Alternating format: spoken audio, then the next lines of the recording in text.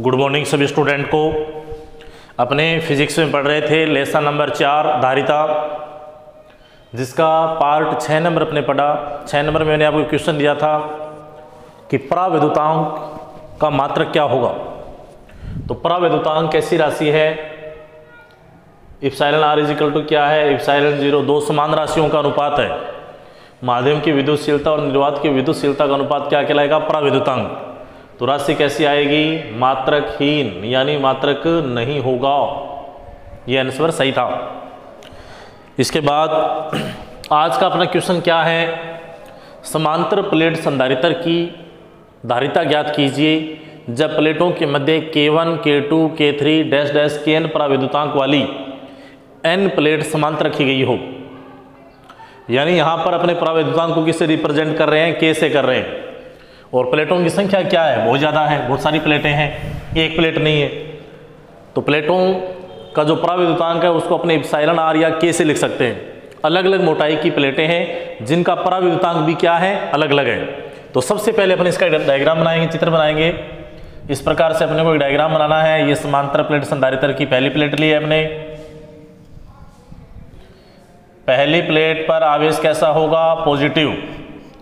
Battery के अपने इसको धन सिरे से ऐड कर दिया इस प्रकार से, पॉजिटिव नेगेटिव पॉजिटिव नेगेटिव, इस प्रकार से पहली प्लेट को अपने जोड़ा है, P1 को जोड़ा है बैटरी के प्लस से। तो यहां पर आवेश कैसा होगा, पॉजिटिव।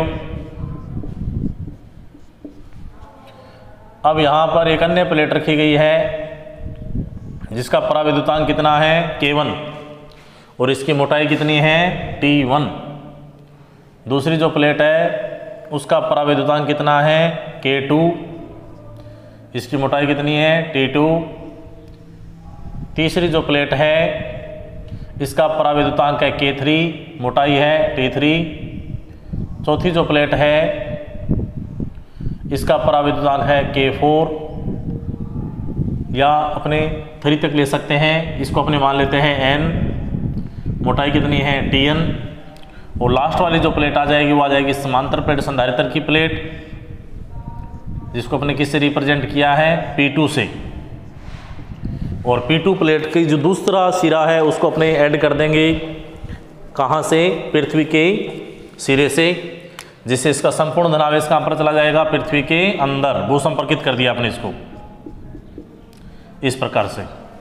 यहाँ पर आवेश कैसा होगा, नेगेटिव, यहाँ पर भी नेगेटिव।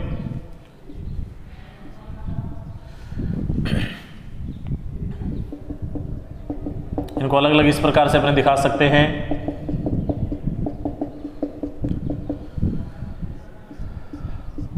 क्योंकि प्लेटें क्या है, अलग अलग परावैद्युतांक वाली है, अलग अलग है सभी। तो समांतर प्लेट संधारित्र की दोनों प्लेटों के जो बीच की दूरी है वो D है। D स्थान पर अलग अलग परावैद्युतांक वाली अलग अलग मोटाई की n प्लेटों को अपने रखा है। अब अपना टारगेट यहाँ पर क्या है, अपने को C का मान निकालना है। तो C इज इक्वल टू क्या आएगा, Q बटा में V का मान पता होना चाहिए, और V बराबर क्या आएगा, E इंटू D। तो सबसे पहले अपने E का मान निकालेंगे कि E का मान क्या है।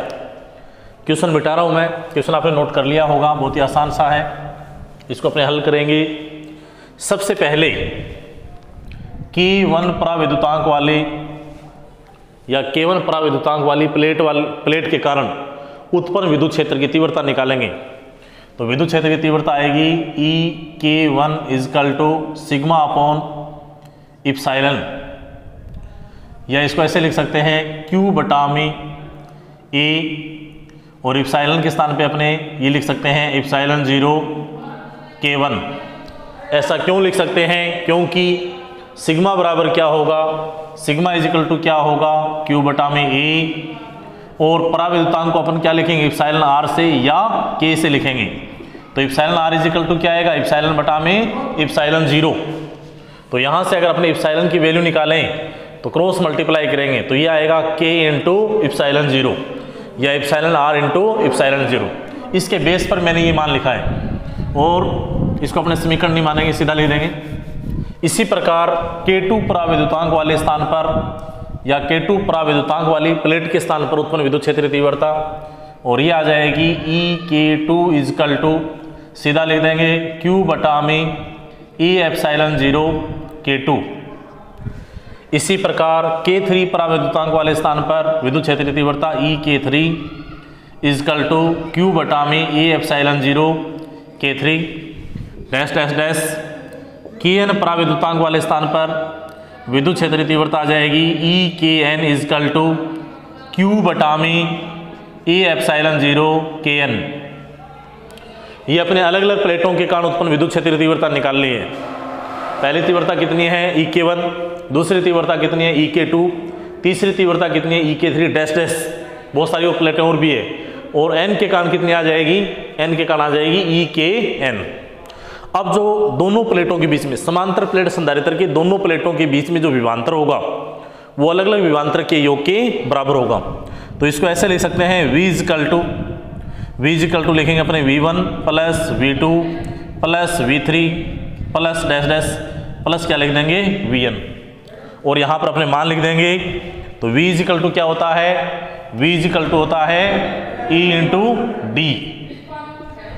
तो V1 के स्थान पे क्या आएगा EK1 और D के स्थान पे क्या आ जाएगा T1 प्लस ये आ जाएगा EK2 T2 प्लस ये आ जाएगा EK3 T3 plus dash dash ये आ जाएगा EKn Tn। इसको अपने मान लेते हैं समीकरण नंबर 1 नंबर। अब समीकरण नंबर 1 में या समीकरण इसको अपने मान सकते थे समीकरण नंबर, जैसे मान लिया इसको 1 नंबर, ये आ गई 2 नंबर, ये है 3 नंबर, ये समीकरण है 4 नंबर और इसको अपने मान लिया समीकरण नंबर कितने नंबर है 5 नंबर। तो समीकरण 5 में अपने क्या करेंगे, समीकरण 1 2 3 व 4 से मान रखेंगे। वैल्यू रखनी है किसकी, EK1 की, EK2 की, EK3 की और EKn की वैल्यू रखनी है समीकरण नंबर 5 के अंदर। तो इसको अपने इस प्रकार से हल करेंगे।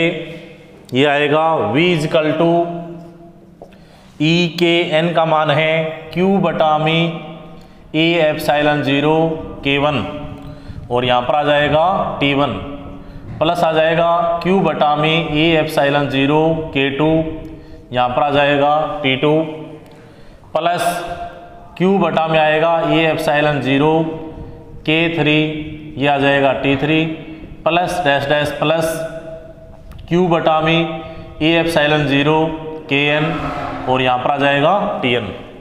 अब इसमें से जो भी कॉमन आ रहा है उसको अपने क्या करेंगे, कॉमन ले लेंगे। बिल्कुल सिंपल क्वेश्चन है। तो ये आएगा V इजकल टू Q बटा में A एप्सिलॉन 0 और यहाँ आगे जो बच गया T1 बटा में K1 प्लस T2 बटा में K2 प्लस T3 बटा में K3 plus dash dash plus Tn बटा में Kn और ये समीकरण नंबर आ जाएगी अपने पास 5 नंबर। यहाँ से अपने वोल्टेज निकाल लिया है। अब अपनी उधारिता निकालनी है। तो धारिता का फॉर्मूला अप्लाई करेंगे अपने। तो लिखेंगे धारिता के सूत्र से। तो धारिता का नॉर्मल फॉर्मूला क्या था, C इजिकल टू Q बटा में V। धारिता के सूत्र से C इजिकल टू Q बटा में V। ये समीकरण नंबर है अपने पास 6 नंबर। समीकरण 6 में क्या करेंगे, समीकरण 5 से वैल्यू रखेंगे। तो समीकरण 5 व 6 से C इजिकल टू आएगा Q बटा में V। अब V का मान क्या है, V का मान है Q बटा में A एप्सिलॉन 0, कहाँ चला जाएगा ऊपर, और यहाँ पर आ जाएगा T1 बटा में K1 प्लस T2 बटा में K2 प्लस T3 बटा में K3 plus dash dash plus ये आ जाएगा Tn बटा में Kn। अब यहाँ पर Q से Q क्या हो जाएगा, कैंसिल। जो बच गया वो आंसर है। क्या बचा है, तो यहाँ पर अपने पास वैल्यू बची है C इजिकल टू, ये मान बचेगा C is equal to A epsilon 0 बटा में T1 बटा में K1 प्लस T2 बटा में K2 प्लस T3 बटा में K3 plus dash dash Tn बटा में Kn। ये समीकरण नंबर मान लेते हैं 7 नंबर। समीकरण 7 ही क्या है, उपरोक्त स्थिति में समांतर प्लेट संधारित्र की धारिता का व्यंजक है, जिसमें A क्या है, समांतर प्लेट संधारित्र की प्लेटों के अनुप्रस्थ काट का क्षेत्रफल है। एप्सिलॉन 0 क्या है, निर्वात की विद्युतशीलता है। T1 T2 T3 dash dash Tn ये अलग अलग प्लेटों की मोटाई है, अलग अलग मोटाई है। K1 K2 K3 dash dash Kn क्या है, जो अलग अलग प्लेटें लिए है उन सभी का पराविद्युतांक क्या है, अलग अलग है। इसी के साथ ये क्वेश्चन खत्म हुआ। एक छोटा सा प्रश्न था जो पूरा हो गया। कल आपका टेस्ट है, अच्छे ढंग से आपको टेस्ट देना है, तैयारी करनी है। आपको वीडियो लेसन नंबर 4 के 1 से लेकर 7 तक देखने हैं। अच्छे ढंग से देखोगे और आपको क्या करना है, अच्छे ढंग से टेस्ट देना है। कल आपका टेस्ट होगा, बढ़िया तैयारी करके आपको देना है टेस्ट। नंबर पूरे में से पूरे आने चाहिए। और विशेष बात, सभी को टेस्ट देना है। कॉपी के लिए फ़ोन करना नहीं पड़ेगा, बार बार फ़ोन कर रहे हैं, कॉपी मंगवा रहे हैं। आज का क्वेश्चन क्या है, आज का प्रश्न ये है, प्रश्न ये होगा माध्यम में, या ऐसे लिख लेते हैं, माध्यम का धारिता पर क्या प्रभाव पड़ेगा।